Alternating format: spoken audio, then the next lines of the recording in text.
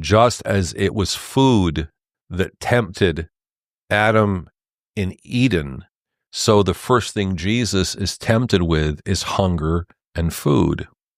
And the fathers tell us that, in a sense, the first sin was breaking a fast. They ate the thing they shouldn't eat. And so many of our sins involve us addressing our appetites in a toxic manner.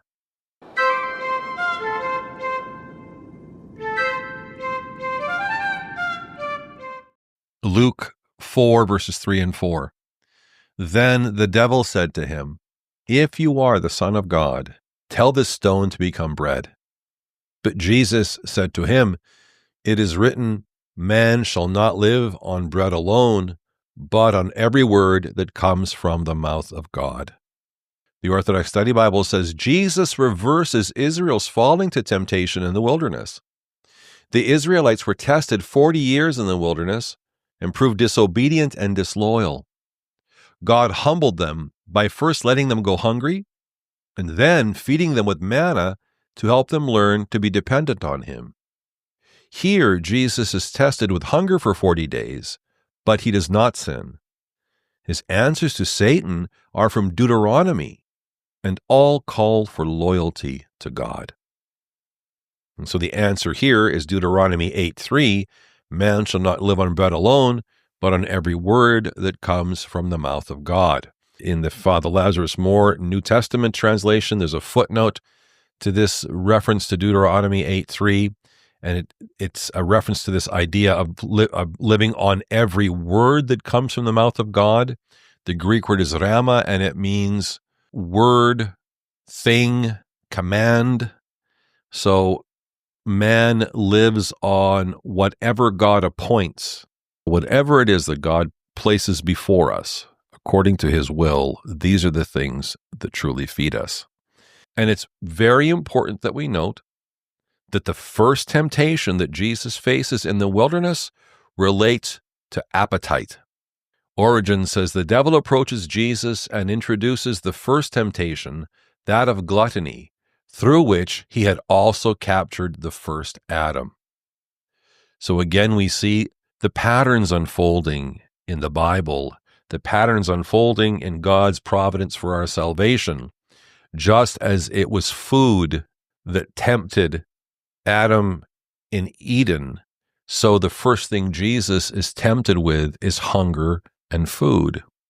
And the fathers tell us that, in a sense, the first sin was breaking a fast.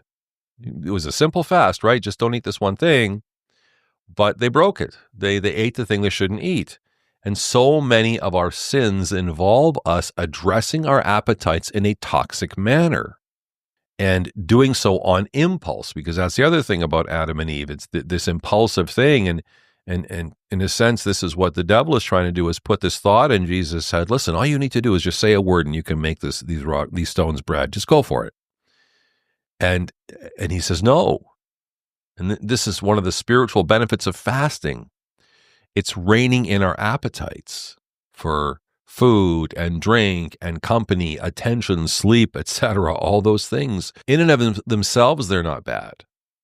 But it's how we approach them, how we deal with them, that can be life-giving or life-taking. And if we are simply responding to these things on impulse, that is harmful. We need to be able to rein them in and place them under our will. And we need to get that right. It takes time. And it takes practice, and that's the benefit of fasting. It is practicing, reining in our impulses based on our appetites.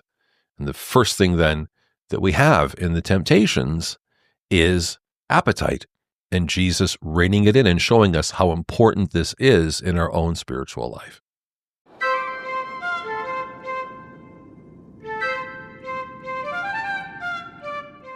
Thanks for joining me for this episode of my podcast.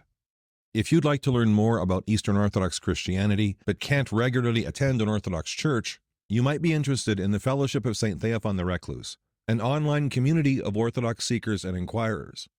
For more information, send me a message.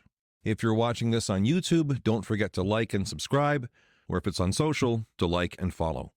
Until next time, take care and God bless.